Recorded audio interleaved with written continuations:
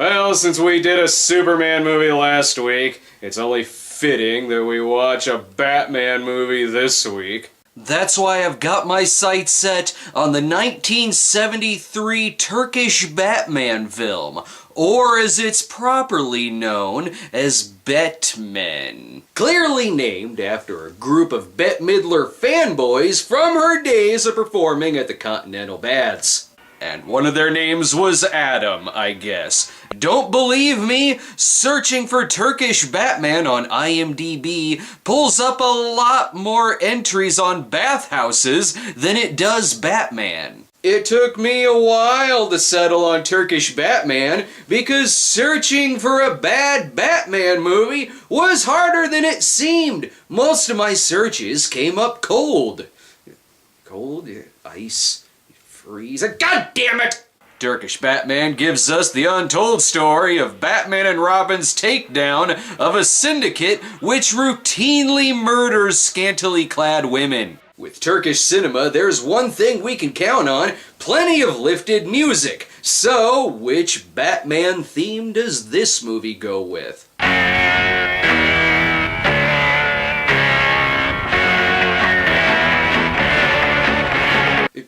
What the hell? On Her Majesty's Secret Service? God damn it, I picked the wrong James Bond poster! At least this film has the Turk seal of approval. Perhaps that means it'll give us nightmares like this.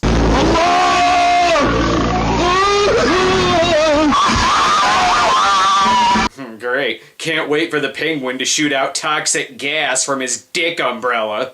And what's with all these Turkish films calling me a cunt? And not just any cunt, but a Tolger cunt. Fuck you too! And I have a feeling that some of this crew is just an allegory for Jesus. We open with a young lady desperately trying to leave the set of Turkish Batman. Fantastic, when I can't tell if I'm watching a Turkish Death Wish or a Turkish Batman. By the way, Turkish Death Wish is also a thing. But this is definitely for sure. The sun is not only disintegrating the people, but also the whole damn set. This must be the flashback when they kill off Bruce's MILF. Can't wait to see these effects.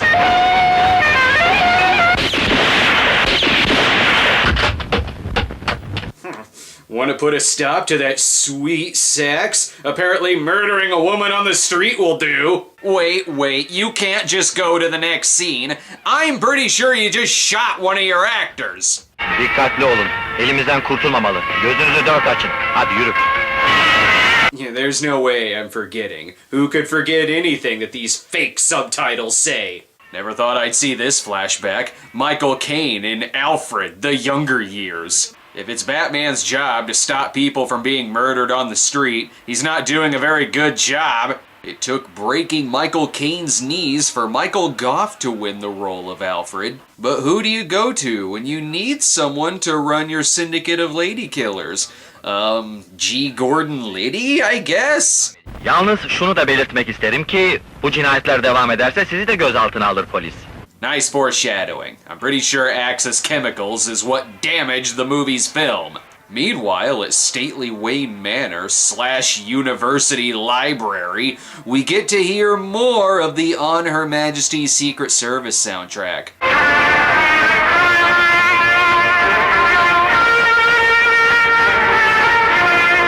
I don't think this movie does have all the time in the world. It's only 62 minutes long. By the way, cameraman, I think you forgot to turn the damn thing off. Batman is played by Turkish Michael Landon, and it's looking more and more like he's a secret agent. Son günlerdeki cinayetleri gazetelerden okumuşsundur herhalde. Teypin yanındaki dosyaya baktığında onların resimlerini göreceksin. Considering the opening scene, and Bruce looking at crime scene photos, this steps away from being Turkish 8mm. Then again, the entire thing looks like a snuff film. The most colorful thing about the movie is the damn poster. Might as well put the photos down and pick up a menu. A moment like this does call for some room service. And what kind of room service?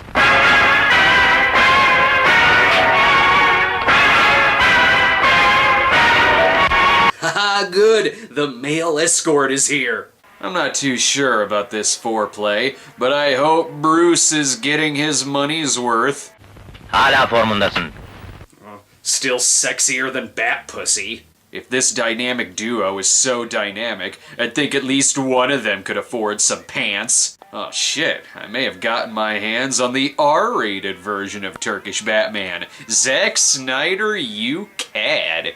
Explains why I had to black box even the cover, and why she's grabbing onto Batman's cock for good luck. Speaking of hands, what's with this stiff arm? I think there may be a dead guy in the audience. I see this scene in particular is being filmed at the crack of midnight. I, for one, love my Batman movies to be filmed in glorious something weird video vision.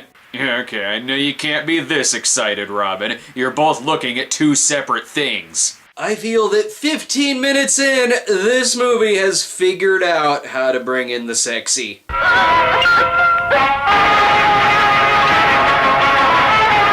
That is, if you're the fucking preppy killer. No joke, this actually is the plotline. A syndicate of fucking serial killers. Who knew several years later, Cobra would go after the same syndicate? And let me hear that voice again. I knew it. This isn't Batman versus the Penguin. It's Batman versus the New York Ripper. Can't wait till Batman finds a broken light bulb up someone's snatch. Just like in the comics. The most shocking thing about this movie is that it's 1973. I guess that's when Turkish movies were catching up to that wild world of Batwoman mid-60s look. And perfecting talking right to the viewers. İşinize gelmiyor. I don't like it. Nor do I like your ridiculous subtitles. Seni biraz sinirli görüyorum. Tatsız bir hava mı var? That doesn't even make sense. It's not even Catwoman. But it's not like this is really Bruce Wayne or Dick Grayson. Sigorta olma durumunu da öğrenelim. Altan ne olacak? Şimdilik onu düşünme. Speaking of music, they desperately want to use the theme to Twisted Nerve for this. Too bad they settle on some instrumental version of And the Beat Goes On, probably because the two people in the scene look like Turkish Sonny and Cher. Batman and Robin stop the attack, but it doesn't show them landing, so I assume it's not very graceful. And grace is certainly something I'd expect while watching a Batman version of I Spit on Your Grave. Although Batman does do what he should have done a long time ago.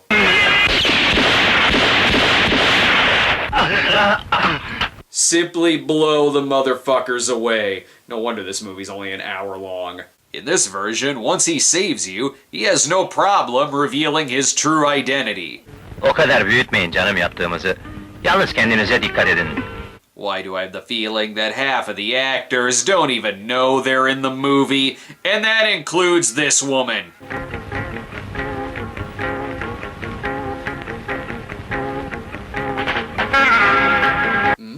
Nothing gets a young Turkish woman hotter than Booker T and the MGs. She's finding out the hard way that sexy pinstripe onesies are very hard to get out of. She's gonna need more booze if she's gonna pry open these clothes. Time is tight, and so is this top. Ugh.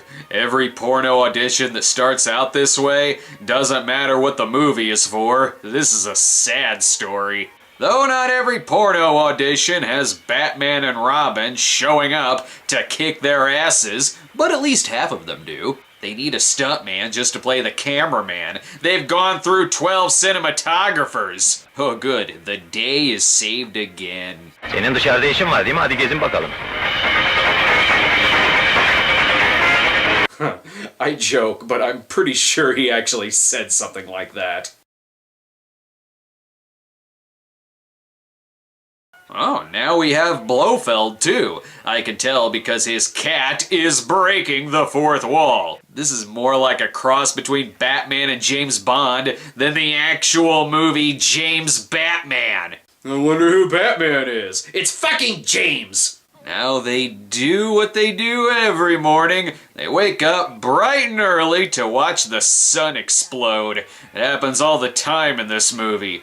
Oh, the water looks mighty choppy today. I'm sure that has nothing to do with the film stock. The movie's got more lifted music than if Stone Gremlin Productions did a movie version of Batman. These movies have taught me that this is the only thing women did in the late 60s, early 70s. Just stood alone in a room and danced. Oh, there's someone at the door, but it's another woman, so I take it that that means she won't be murdered. Jesus Christ! I'm gonna stop predicting things. And Batman does not have the excuse of being stuck in traffic. Why wasn't he there to save her?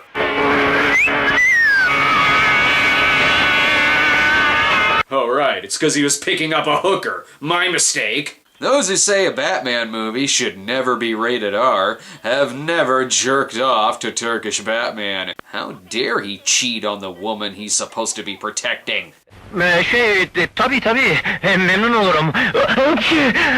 I feel like there was a less drastic choice you could have gone with. Damn, he's fucking the tracking completely out of whack. That goes for the next scene too. His staticky cock affects scenes it's not even in. And sure enough, he has to pretend to be sick when the girl comes over, now making this movie the Turkish Ferris Bueller.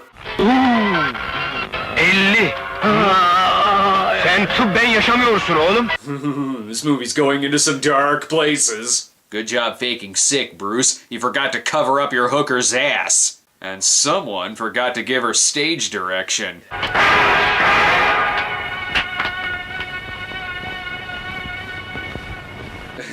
And I'm sure she spent the rest of her day just standing there, looking very confused. So Batman has satisfied a hooker, but another girl has ended up dead. He is the worst superhero. And if everyone knows who he is, why bother putting on the Batman suit? Let's put our best agent on the case. He's great at his job, but he likes dressing in pajamas half the time. While saying that joke, I guess they ran out of women to kill, so they offed G. Gordon Liddy. Is there no stopping Blofeld or his pet, Cat Galore? Hurry, come in. It's very overexposed outside. Never mind. On a sunny day, it's actually brighter indoors. You gotta love callbacks. Barış'ım, hey ne olur, neyiniz var? Lady, sick or not, that thermometer is going up the ass. Or there'll be a death scene. Either or. I don't know what they're drinking, but it's completely dissolved their faces. They ran out of bullets, now they have to poison each other. We now return to Police Squad, for the first time, not in color. The lighting is so bad, it's actually 2 o'clock in the afternoon.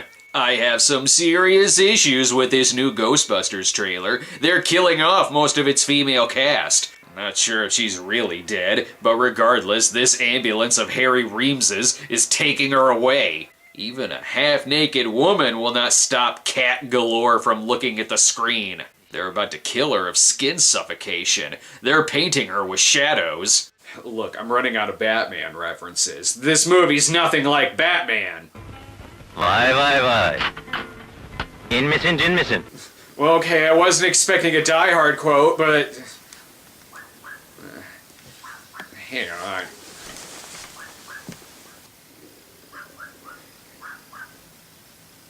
Damn dog, I was yapping and interrupting my reviews.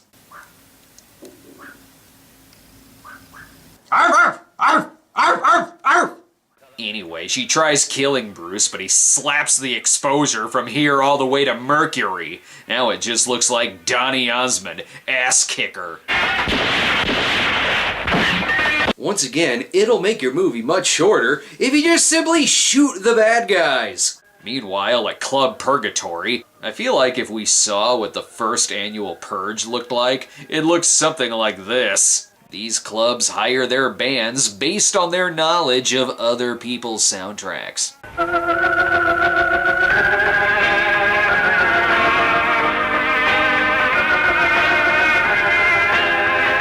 I don't know what that song is, but it sounds like it should be playing over a sad clown masturbating, yet failing to get an erection. Weird to see someone take padding off while giving the movie padding. By the way, that scene goes nowhere. Now we see at least one person walk out of a theater showing their own movie. Well, that'll teach you to give up on Turkish Batman before the movie's even over. Also, Batman fail. When superheroes tailgate, not sure what the outcome will be, but it'll get at least one innocent woman killed. And they almost lost another cameraman by nearly hitting them with their fucking car. Oh good, a fancy suit fight. I suppose one of them is Bruce Wayne. Dude, why punch the cameraman? He just survived almost getting hit by a car. Robin simply stands by and watches because that's his fetish. Now that everyone's dead, they can put their costumes on. No witnesses. Hey wait, I thought this guy was killed earlier. I guess if G's not the one strangling with piano wire, he can't truly be dead. Go figure. The bald guy happens to be Blofeld in this Batman film. First, Batman and Robin have to beat the shit out of Turkish Tony Montana, and then it's one of the only times they actually save someone in the movie. Shh. I'm sure Robin can fend for him. Never mind. Robin, you are truly useless. In bed and on the fighting floor. They couldn't even afford a title card with the words BAM or POW written on them. I'd make one myself, but if the movie's not gonna put forth effort, why the hell should I? Again, why wear the fucking costume? Now they're off to entertain at someone's bachelorette party. That's it, son! There's no more! The movie's over! Well, that was an excellent prototype of what a Lucio Fulci Batman movie would look like. The film was directed by Gunay Kosova, who directed only 5 movies between the period of 1971 and 1979, ending on something called the Haydar? Oh, that's that thing people have when they know someone is a closeted bale of hay. Just wait till you see Turkish James Bond. I've never seen it before, though I'll bet it's a lot like a Batman movie. So I wonder what'll be coming next week on the show. Beats me, but I'm sure it'll have Wonder Woman in it. Arr, arr, arr, arr, arr.